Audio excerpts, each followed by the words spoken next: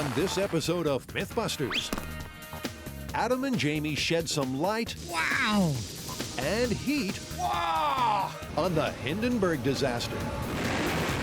Was the inferno caused by chemicals painted onto its skin? That was totally amazing. And from zeppelins to zigzags, No, the crocodile! is a crooked run the best way to confound a ravenous reptile?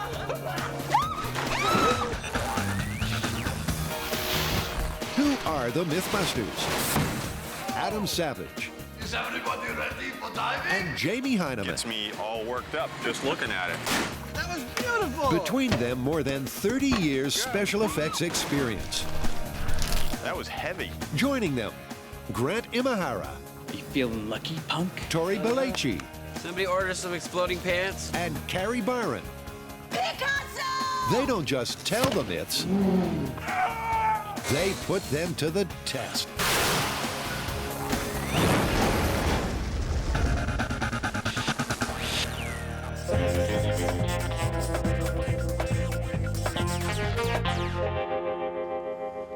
So what's the myth?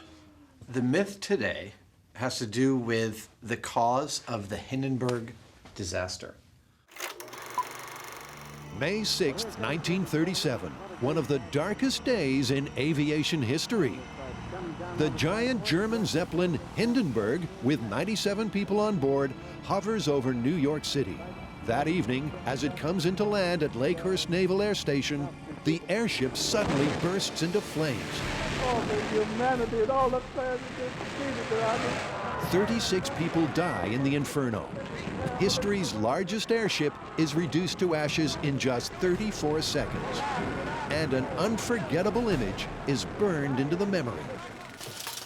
Doesn't everybody know that that was caused by the hydrogen, which is the reason they don't fill blimps with hydrogen anymore? Not according to our myth. Our myth states that the cause of the Hindenburg disaster was its skin, specifically the dope and paint on its skin. This myth is not just wild internet speculation. The incendiary paint theory was actually put forward by a retired NASA scientist, Dr. Addison Bain.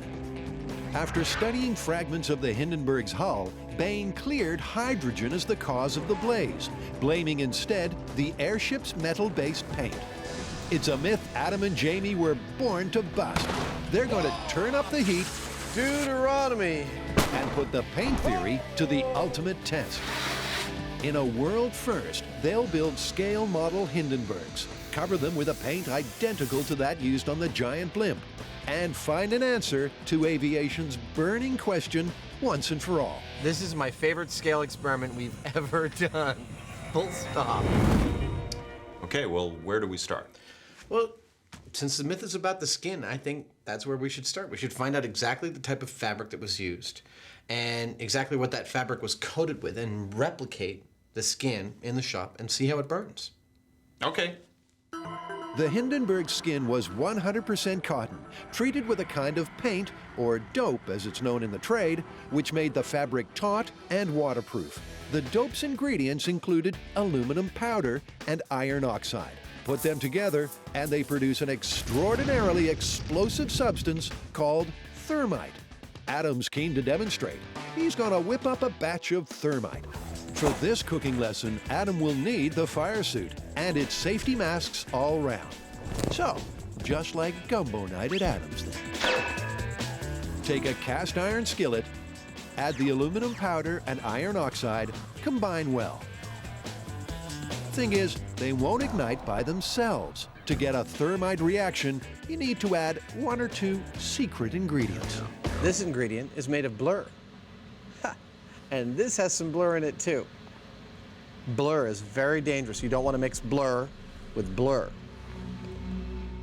Add the mysterious mixture to the pan and retire immediately. It takes a few seconds for the ingredients to react, then suddenly you're cooking on a very high heat. 4,500 degrees, in fact. Wow! So we've seen thermite in action, and we know that the Hindenburg skin was coated with the compounds that create thermite. So that's a check mark for the myth. The question now is, will they do that in a dope solution? So I think it's time to test fabric samples. Now, the Hindenburg didn't have the same dope solution all over. The lower half had 3 coats of dope containing aluminum powder. The upper half had the thermite mix, a base coat of butyrate and iron oxide, then 3 coats of butyrate and aluminum. Here's what I'm wondering. If aluminum powder and iron oxide are so dangerous, why use those 2 components to coat the Hindenburg skin? Well, they figured that was the best combination to reflect both heat and light from the delicate inner bladders that held the hydrogen. Good enough for me. Jamie prepares panels using cotton and aluminum frames that match the material used on the Hindenburg. On one panel, the fabric's left raw. The second is painted to match the bottom of the Hindenburg, and the third has the same dope mix as the top half. This is basically just to find out if the dope has any influence on the speed of burn. So we'll start out with a raw piece of fabric, see how fast that burns, and then compare that to the other concentrations we have. Adam sets fire to the untreated cotton. It doesn't so much burn as smolder. We don't need high speed on this, we need a time lapse. Anything you say, Adam. 5 minutes and 25 seconds. That's not very fast. That took almost 10 times longer than the Hindenburg took to burn. The entire Hindenburg. Okay, we've got our control. Time for the first dope test. Bottom of the Hindenburg, plain dope with 3 coats of aluminum. Yeah? You ready? I'm ready. Go. It's not a cajon. The Hindenburg was 800 feet long and the whole thing burned in less than a minute. Remember, there's no chance of a thermite reaction here because there's no iron oxide in the dope. What was the time on that one? 2 minutes, 26 seconds. The bottom sample burned twice as fast as the raw fabric, which makes it pretty clear that there is a factor in the coating that has to do with how fast this thing burns. Next, the dope that was on the Hindenburg's upper half. This is the potential thermite mix. Will there be a reaction?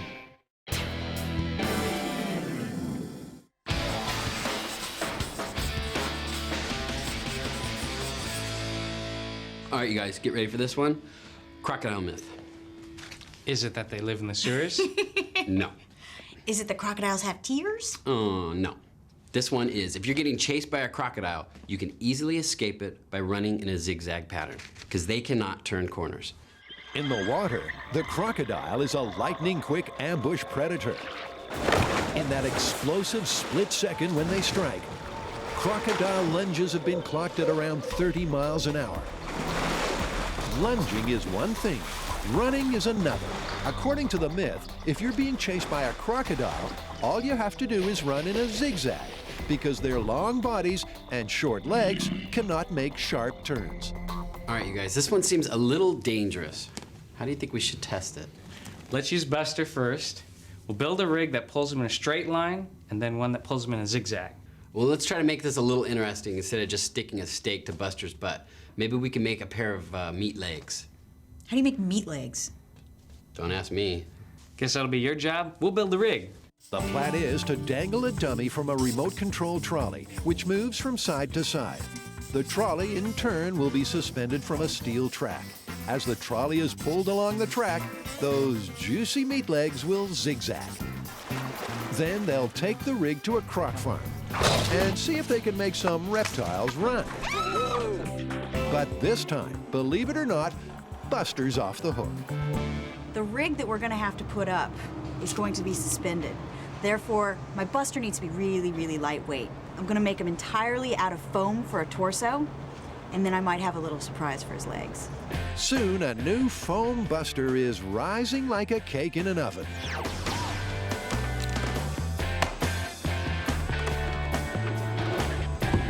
As you can see, he's very light, and it's not gonna put a whole lot of strain on the rig. This new lightweight Buster hasn't got a leg to stand on, but Carrie has a pair of meat legs all mapped out. What are these? They're fishnet stockings. He'll be wearing fishnet stockings. Give me all your cash! And they'll be stuffed with quail. But these are not like any frozen bird you might find in your supermarket. See, Oh my God! I can't can't do this. They got feathers on them still. I can't do this. You know what? They're not even gutted. It's a quail sickle. Put it down. Put it down. No, seriously. I never You are juggled dead quails You are before. so messed up. Put these down, go back to working whatever you're working on because I have a really busy day of putting dead birds in sexy lingerie. Now, there's a sentence you don't hear every day. And here's another. Carrie has to choose the lingerie least likely to come apart while being chewed. You've got nylon, you got spandex, you got cotton, and I need to test and see which one of these are going to be the best for the crocodiles to be able to hold on to. With the different stocking stuffed, Carrie takes a scalpel and makes like a crocodile tooth. I think I'm going with the 100% cotton fishnet stockings. Adam and Jamie are trying to get a handle on the Hindenburg blaze. Wow! Was the airship's metallic paint to blame? The paint on this panel matches the one on the doomed airship. It contains aluminum and iron oxide, two compounds that combine to create explosive thermite. Will they get a reaction? Adam puts flame to the frame. Go. No thermite reaction, no intense heat. In fact, it takes 5.5 minutes for the panel to be consumed. That's almost twice as long as the aluminum-coated cotton. It's almost identical to the cloth by itself. Wow. Hang on, guys, don't write off this myth yet. That was one little panel. The Hindenburg was covered in thousands of square feet of material. Could there be a better boom on a bigger scale? I mean, maybe there's some crazy amount that could yield an energetic reaction, but it's not this amount. Obviously, the Hindenburg's designers didn't set out to coat their creation in rocket fuel. Those who pan the paint theory say the aluminum and iron oxide couldn't have formed thermite because the compounds weren't mixed that way. The recipe was completely different. So that's got the MythBusters curious. What would happen if you did paint pure thermite on the skin? It's more like a paste than a paint, but I think we can smear it on. Next up. Whoa. Mega dope. This is just total worst case scenario. Can you actually make thermite in a dope formulation? Be careful when you light it. Adam ignites the panel. Time it. Not exactly the pyrotechnic display we might have expected. They start discussing Plan B when suddenly... Deuteronomy. Okay, wait. Well, that's thermite. You got that right. Wow! Once the mega dope ignited, the panel was consumed in just 20 seconds. That was dramatically different. That was totally amazing. Well, I tell you, that's the first evidence I've seen yet that there might actually be something to this myth. Because that's the kind of burn I think of when I think about the Hindenburg going up. This was not what was on the Hindenburg. We have to make that clear because this was just like over the top crazy. The concentration of thermite in there was, thermite to dope was maybe like 75% thermite. And they wouldn't have, in any stretch of the imagination, coated the Hindenburg with something like that. So, we burned the skin samples, but you know, the Hindenburg was filled with 200,000 cubic meters of hydrogen. Well, let's burn some skin in the presence of hydrogen and see what it does. The newsreel shows the Hindenburg engulfed by fire. Yet high school science tells us hydrogen burns with a near invisible flame. So what are we seeing in the disaster footage? Is it the skin burning and not the gas? Adam will burn some hydrogen to see what the flame looks like. He takes a cylinder of 100% pure hydrogen and makes an enormous Bunsen burner. That's an orange burn, baby. The hydrogen definitely burns orange, but it is extremely low visibility, in contrast to the newsreel footage in which the flame is clearly visible. Now, eyewitnesses said it burned orange, but it's a lot more visible than this was. One thing's for sure, hydrogen burns like nobody's business. So it does sort of beg the question, You know, I don't understand why, if it's so flammable, they filled the Hindenburg with hydrogen in the first place. Well, the Hindenburg was originally intended to be filled with helium, but a United States military embargo against the Germans and selling them helium caused the Germans to re-engineer the Hindenburg to use hydrogen instead. And in any case, it gave more lift. Okay, so what do we do now? The Hindenburg was filled with 200,000 cubic feet of hydrogen, which burns like this. That's an orange burn, baby. And its skin was covered in chemicals which, in the correct concentrations, burn like this. Deuteronomy. Wow. So what happens when gas and skin burn together? To find out, Adam builds a box and stretches some fabric over the top. The dope-covered fabric that I've got covering this box for this test represents the top half of the Hindenburg. It is a layer of butyrate dope and iron oxide covered with 3 layers of butyrate dope and aluminum powder. Ladies and germs, here we go. Hydrogen is pumped into the box, and Adam introduces a naked flame. Whoa! Okay. Is everybody okay? Fresh underwear for Mr. Savage, please. Because the volume of gas inside the box was only small, the reaction was quick and violent. To have skin and gas actually burn rather than go bang, the hydrogen will have to be diffused over a larger area. We want a slow burn. We want to see the fabric burning with the hydrogen. We don't just want an explosion here. Time for Adam and Jamie to start thinking outside the box and take their Hindenburg hijinks large scale.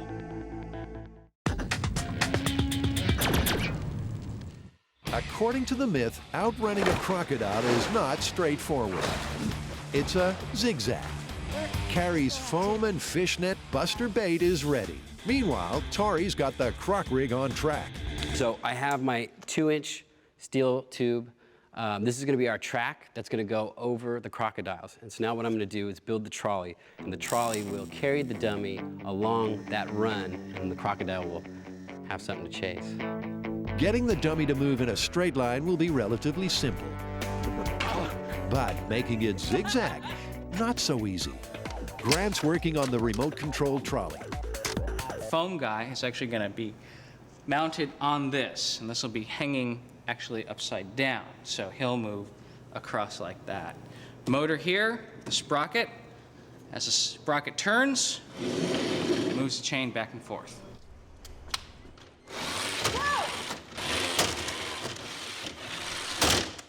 Next, the zigzag rig has to be calibrated for human speed. So what we're going to do is lay out a grid on the floor of our shop, take a shot from overhead, and just run a bunch of zigzags and see what the best time is. The grid is made up of 12-inch squares. It's 12 feet long and 9 feet wide. No, the crocodile! Question is, what constitutes a zigzag? Well, I'm pretty sure that the essence of this myth comes from the fact that they have those long, rigid bodies. So it's not sort of like a weird hopping thing like they're snapping and you're just jumping, but it's more of a... So you're going to try and hit the corners as fast as you can rather than like hopscotch jumping. Yeah.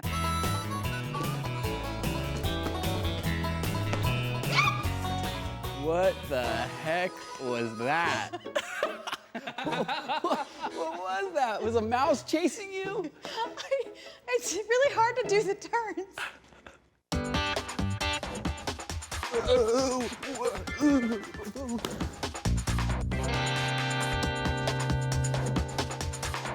One by one, the guys run a series of zigzags across the grid. What I was trying to do is actually maximize the side-to-side. You know? But it may have saved your life due to the fact that that crocodile right now is in a belly laugh. He can't even move. He's like cramping. Then Grant studies the high-speed footage. By counting how many frames it takes to move across one square on the grid, he can time each run and come up with an average speed. And it is very average. The average speed in the X direction, which is the long direction that you're going to be handling, is 7.6 feet per second. That works out to be only 5 miles per hour. Some crocs have been clocked running at more than twice that speed. So will our cross-dressing dummy be fast enough to escape? Time to see what this croc rig can do.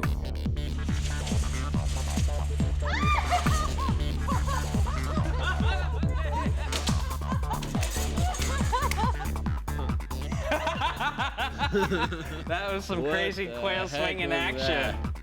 He zigs, he zags. Unfortunately, he also sees and saws. Tori has a plan to straighten Buster up. I just want to get rid of the seesaw effect that this dummy is having. So what I'm going to do is I'm welding up some bars on either sides. I'm going to put some cables on the ends of those and put the cables through pulleys that are attached to the trolley, and hopefully that will get rid of that seesaw effect. With the guide wires in place, they try again. New improved Buster test, take 1. Let's go.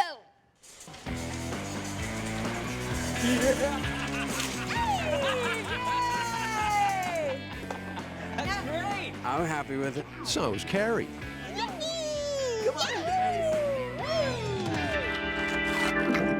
So weird Buster rig is actually working really, really good. Hey, nice meat legs, by the way. Well, where are we gonna get some crocs? Because clearly there aren't any around here. The only place we're going to be able to get crocodiles to chase us is going to be in Florida. So pack your bags. Field trip. It's time to croc and roll. Florida, here we come. Here we go.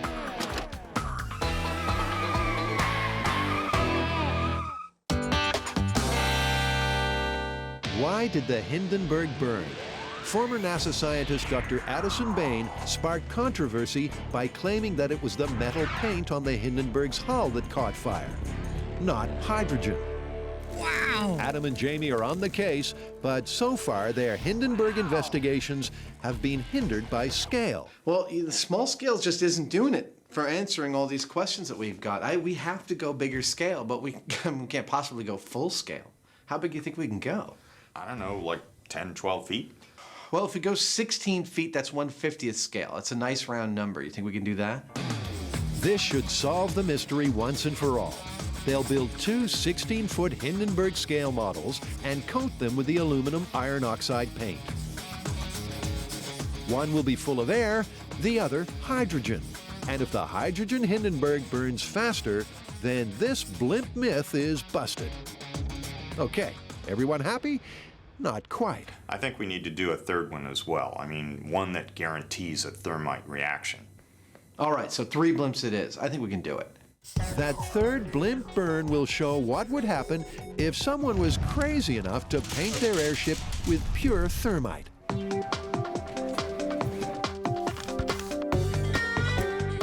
To help with the build, Adam unearthed some blueprints of the real Hindenburg. To match the original airship, the replicas will need aluminum frames, so Jamie's off to get wired. We've come to a wire stock place, and they have just about every kind of gauge of steel wire that we need. I'm going to buy some. The wire will have to be thin to keep the models lightweight, yet strong enough to prevent buckling. The last thing they want is a limp blimp. I've picked a wire gauge that is, I think, just thick enough for us to weld, and otherwise the frame, when we're done with it, may only weigh maybe 10 or 15 pounds. Back at Hindenburg headquarters, Adam and Myth-turned Jess Nelson are hard at work. Behind me here, this fishbone is the guide backbone for all the concentric rings that make up the body of the Hindenburg. And then we will, once we have that laid out with all the rings on it, we will go in and weld all the long struts, and then we'll do it again. And when we're done with that, we'll do it again. Sure, it's a big task, Adam, but spare a thought for the guys who built the original. Work on the Hindenburg started in 1931 and took 5 years to complete. The result was a mind-boggling feat of engineering. The Hindenburg was longer than 3 737s, 15 stories high, and could store 7 million cubic feet of lifting gas. The Hindenburg's designers also included a smoking room, fireproofed, of course.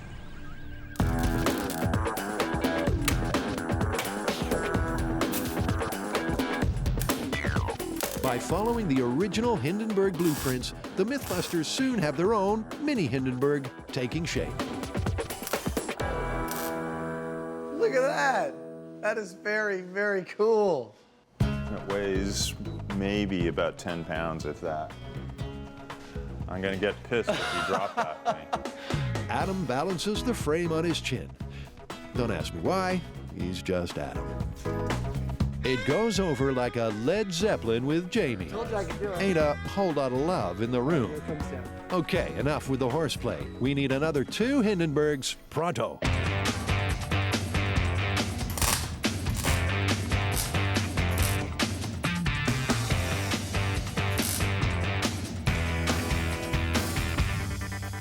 You want 3 Zeppelins in a day? We'll give you 3 Zeppelins in a day. The frames need cotton skins. Adam soon has that all sewn up. Everything's going smoothly until Jamie opts for a spot of last-minute welding. Oh. And suddenly, the model is looking disturbingly like the real Hindenburg.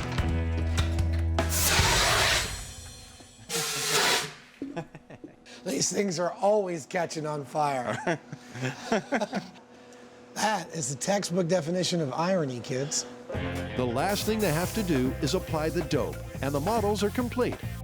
Now, the MythBusters are ready to crack this case once and for all. Next up on Discovery, the world's deadliest piñata.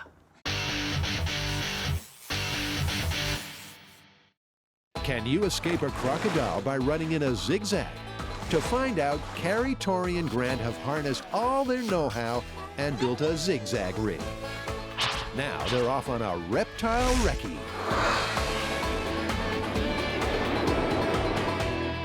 We are now here in Florida at St. Augustine Alligator Farm, and they're crazy enough to let us try our Buster rig on some of these alligators and crocodiles.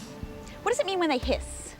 When they hiss, they feel a little threatened because you're getting a little bit too close to them, so they're kind of unhappy with your presence right now. They're unhappy.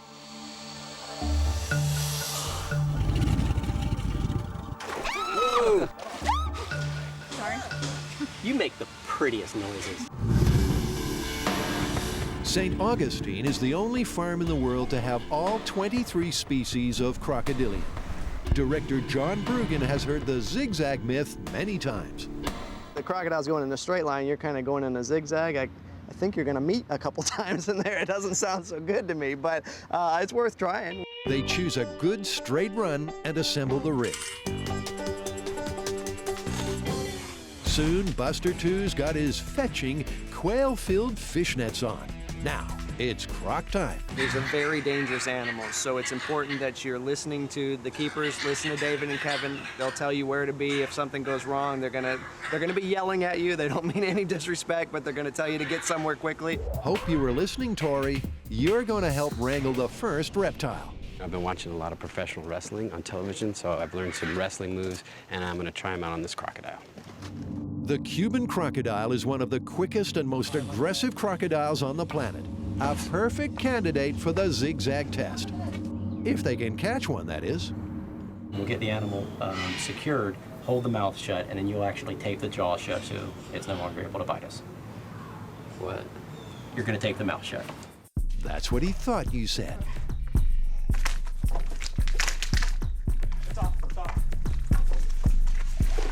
Give Kevin that mouth bowl. Wow! Okay. He's going to submit in 2 seconds. Tap out! Tap out, sucker! So is that better than playing with robots? Oh my gosh. This is my new favorite job. How do I sign up? I think you just did. Okay, here we go. Can the Cuban croc catch those zigzagging quail legs? Tori's poised to pull the dummy along the track. Using the remote control, Grant twitches Buster's delicious legs. Our reptile doesn't seem tempted, although its potential speed is obvious when it suddenly rounds on its keepers. Whoa.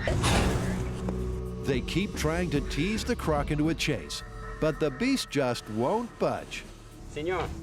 So they wheel out a second Cuban. Okay, so this is the new one, the fresh crocodile. Here we go. Jiggling. Tasty. Come on. Take a bite. But no cigar. The reptiles just won't run. A big part of the problem may very well be that it knows it's not a person. How can it tell? Yeah. Conditions are perfect. Crocs are the most active at this time of the year. And the humid, steamy weather means they shouldn't be sluggish. No interest whatsoever. I'm starting to feel extremely defeated. There's a run in my stockings and there's no crocodile running. You know what they say about children and animals in the film industry. You said it, Tori. Animal myths are notoriously difficult to bust. Remember skunk cleaning? Adam and Jamie set out to test a bunch of skunk smell home remedies. Only problem was, they couldn't get a skunk to kick up a stink. Well, it doesn't work. Can we go now? Back in Crocodile Alley, the test subjects are refusing to chase Buster's meat legs in a zigzag or any other configuration. Luckily, the MythBusters have a plan B. We're actually going to take a quail and put it on my robot here, and this is a battle-ready combat robot. So if, unfortunately, an animal gets a hold of it in its jaws, it is built for combat, so it probably will stand up. With its cargo of quail in place, Grant's robot sets out on its mission. Looking like the Mars rover, it parks near the edge of a pool, well within striking distance. Grant's poised to hit the accelerator at the first crocodilian quiver. But apparently, this croc doesn't feel like Meals on Wheels. We're having a hard time getting this crocodile to come to the surface of the water, so I'm going to try to entice it with some quail, and I'm just going to drop it right in front of his nose, or her nose. Tori ventures close and throws the bird. Nothing, not a ripple. I don't think he's coming out the water. Well, the trainers here say that they're naturally secretive animals, and what's more, they're not stupid. Yeah, he seems pretty spooked by your robot. No response to the rig, no response to the robot. You can't say the MythBusters aren't trying. You know, those crocodiles seem like they're slow on land, but shooting out of the water, they're lightning. Well, actually, I've done a little bit more research, and it turns out in almost every crocodile or alligator attack, since they've been keeping records, the victim has been in or near the water. Well then, what are the rules to avoid being chomped? First, if there are any warning signs, don't go in the water. Second, if you fall into the water, get out as quickly as possible. And third, never ever dangle your legs or arms over the side of the boat. I think we can handle these rules. There's only one thing left. Plan C. That's C for crazy. Tori's gonna put his behind on the line and get a croc to chase him instead. Tori, Carrie, and Grant have been wrestling with the myth that crocodiles can't run in a zigzag. So far, they haven't been able to coax a croc into running at all. You know what they say about desperate times and desperate measures. We've tried everything to get these crocodiles to chase the food, but apparently nothing's working. So we're going to try a different approach. We're going to try to see if we can get them to chase us out of aggression. So what I'm going to do is I'm going to actually suit up with some protective gear, get in there, try to agitate the crocodiles, and see if they'll chase me. Tori's going out on a limb. Let's just hope all his are still there when it's over. So let's say one of them does get a hold of my leg. What will you do to break that hold? I will do everything I can to ease your pain as quickly as possible. He has a stick. And this is actually more for knock me you. out with the Yes, stick. exactly. The quicker you lose consciousness, the better off it is for you. Yes. Tori's legs will be well protected. Unfortunately, the heavy padding will also slow him down. Wait, the safety protection caused me to fall down. Protective gear is hindering me from running away from the crocodile. Nevertheless, he's ready for a face-to-face croc confrontation. The Johnston's crocodile is found in Australian waters. It's smaller than the Cuban croc, but fast and fiercely territorial. So this is the first test, chasing Tori with the Johnston's crocodile. What do you think's going to happen? I think you can catch him. Can Tori snatch victory from the jaws of defeat? Was that an unfortunate turn of phrase? Once again, provoking a croc attack proves to be a lot harder than you'd think. But if he succeeds, Tori will have to remember to run in a zigzag. Suddenly,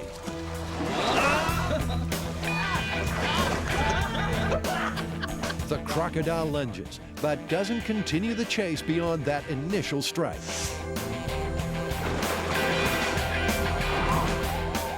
The experiment ends with Tari intact. When it came out of the water and it was just standing there looking at me, hissing and like lunging, my heart was going, 1,000 miles a minute. I was just like freaking out. And he's starting to draw some conclusions about this myth. I don't think you're gonna have to worry about it. I think you're more worried about getting away from that initial explosive attack. If you can get away from that, you're pretty much gonna be okay. Actually, Tori, you're spot on. In the wild, crocodiles don't chase prey on land. They're ambush predators, attacking from the water. Escape that initial lunge, and you're pretty much home free. That's crocodiles. But what about alligators? Grant wants to try one more experiment, swapping the crocs for their cousins. Okay, David, so up to this point, we've been using crocodiles. They haven't been going for the food. But we hear you have some trained alligators. We have 3 good candidates in here today. We have Fluffy, Skipper, and Bob. And with any luck, one of those will come at you at full speed. Fluffy, Skipper, Bob. Gee, with names like that, it must be hard not to smile at a crocodile. You should lay the food about maybe a foot in front of his head. Oh, okay, that close. Yes. Okay. That close. Using his most commanding voice, Grant calls the animal. Skipper! Skipper! I said commanding voice. Skipper! Skipper! Skipper follows the bait, but he's not setting any land speed records. So then Carrie plays gator baiter, trying to lure her living dinosaur in a zigzag. Oh, yes, you're just freaking me out now, Smiley. Yay! This way! All right. You're the most popular girl in the lagoon. I don't know if she's more afraid of the alligator or the bird. The alligator slowly changes direction to follow Carrie. But is that a zigzag as defined by the myth? I did a zig, I did a zag. He could follow me, but only sort of in a curvy motion, not really sharp turns, and it didn't make me get away from him any better or any faster. Let's face it, this myth is looking more and more, if you'll pardon the expression, like a crock. Man, we threw everything at this one, including ourselves. I don't know what more we could have done. Yeah, I'm really frustrated. We didn't even get to try our croc zigzag rig. We were in the right place at the right time of year on a hot day with cranky crocodiles and their food of choice, and they still wouldn't chase. I mean, we even strapped quails to your robot, and we couldn't get those crocodiles to chase it. Well, doesn't that in itself prove something? Forget the zigzag. Crocodiles are just not gonna chase you on land. Yeah, they're ambush predators. If they miss you that first time, they're just gonna wait until some easier prey comes along. And so this whole zigzag theory is just ridiculous. I mean, you're never gonna use it because they're never gonna chase you. It's ridiculous, and what's more, it's busted. Busted. Totally busted.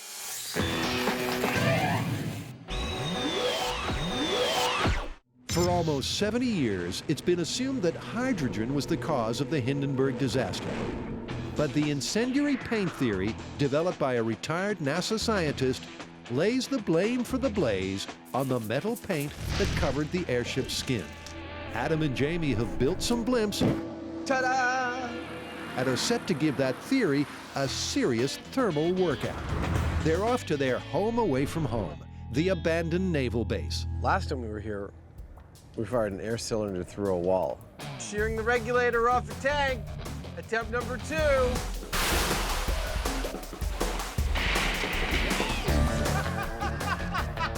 Oh, God. That wasn't bad, but now we're gonna blow up some Zeppelins. As Tarantino might say, bring out the blimp.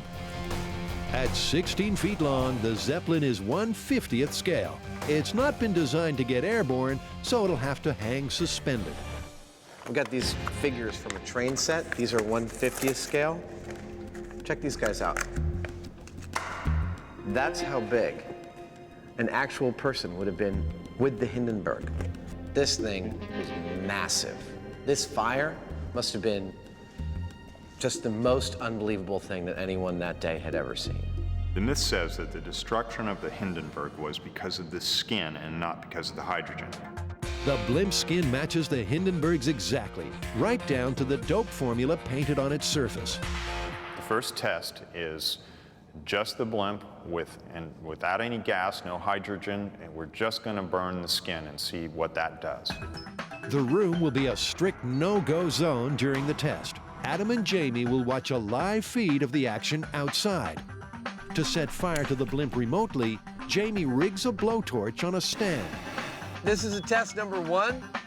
Period, correct skin, no gas. Ignite when you're ready. Time to put a blowtorch to the belly of this 70-year-old myth. That looks good. You're right on target. It's going. That was quick. A thermal imaging camera will show the path of the fire as it rages through the blimp. The Hindenburg burned in 34 seconds. For the myth to be plausible, this Hindenburg has to be consumed in a similar time. I'm seeing little thermite sparkers. Like little. But yeah, we're already at 1 minute, 10 seconds. So we could have burned 2 Hindenburgs by now, and we're only like not even a quarter of the way through this. Suddenly, the fire accelerates. Oh, wow. Wow. Oh, yeah. That is so beautiful. Sparks cascade as the aluminum and iron oxide on the skin create thermite. The thermal camera shows a massive orange as the fire spreads through the blimp. Bang. 2 minutes, 6 seconds. A lot quicker than I thought it was going to go. But still slow. The real Hindenburg could have burned almost 4 times over in the time it took for the model to burn.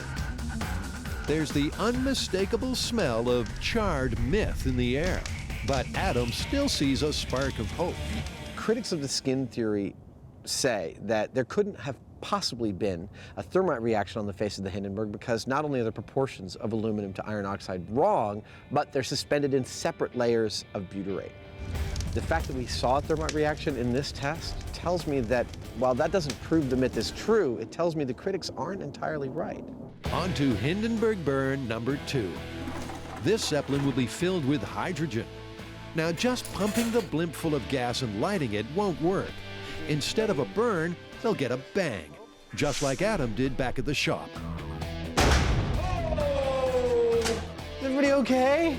So the gas will have to be diffused. We're going to feed it from the hydrogen tanks through this blue gas hose up the main strut and into a trough of water. And the trough of water is going to diffuse the hydrogen across the entire Hindenburg. This is where the rubber meets the road, people. If this hydrogen Hindenburg burns faster than the first blimp, the paint theory enthusiasts will be deflated. It is make or break for this myth on this test. Let's go. Jamie sets fire to the blimp. Call it. You're lit. As the flames take hold, Jess starts feeding hydrogen into the Hindenburg. The gas ignites. Whoa! More hydrogen. More. And the blimp is instantly filled with flame.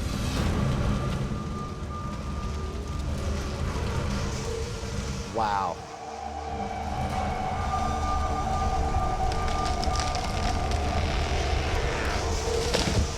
Look at that. What's our time? Boom. Wow. 59 seconds flat. That just feels exactly like what we see in the newsreel. God, it's great. Compare Adam and Jamie's result with the newsreel footage. They're remarkably similar. This is my favorite scale experiment we've ever done. Full stop. The burn times tell the story. The period skin plus the hydrogen burned twice as fast as the period skin without the hydrogen. It doesn't get much more definitive than that kind of result. The metal compounds on the skin undoubtedly played a role in the Hindenburg tragedy. But to say the hydrogen had no effect, well, that's a lot of hot air. If I was the narrator of a different kind of show rather than the host of this one, I might say something like this.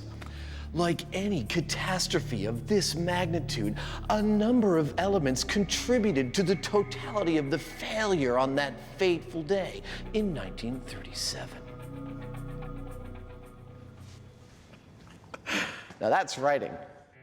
No, Adam, That's gibberish. Okay, well, at the outset of this, we said for this myth to be true, both burn times with and without hydrogen had to be the same, and they weren't. With hydrogen, this thing burned up twice as fast. It's busted. Yeah, but you know, the skin actually did have a fair amount to do with this. We saw that it does burn aggressively, and it was clearly a part of what was going on here. We even saw little bitty thermite reactions, which tells us that, like any good myth, there is a grain of truth to the fact that the skin had something to do with thermite. But in the end, it was the hydrogen plus the skin. Yep. We're calling this one busted. Busted.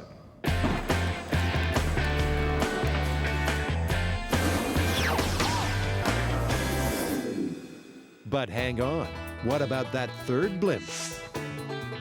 The skin of this Hindenburg has been coated with pure thermite, aluminum and iron oxide blended in a secret, searing formula.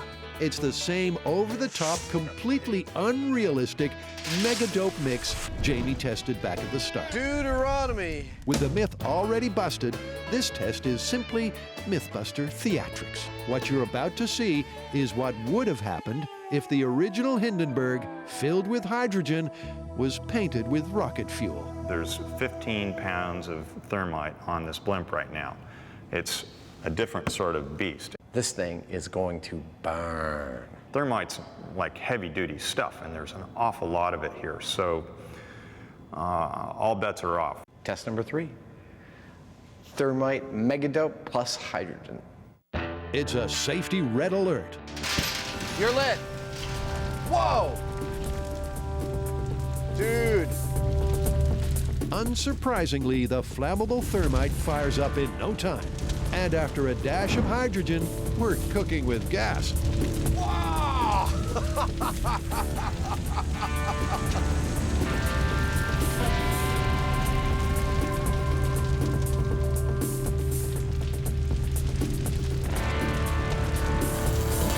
Heinemann's Hindenburg is history.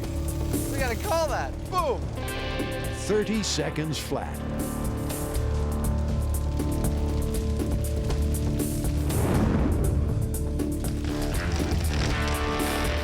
That is exactly the kind of burn that the proponents of the skin theory believe happened. Except that the skin of the Hindenburg was not coated in hundreds of pounds of thermite. Yeah, that thing wouldn't have gotten off the ground with that much thermite per square foot. There's no way.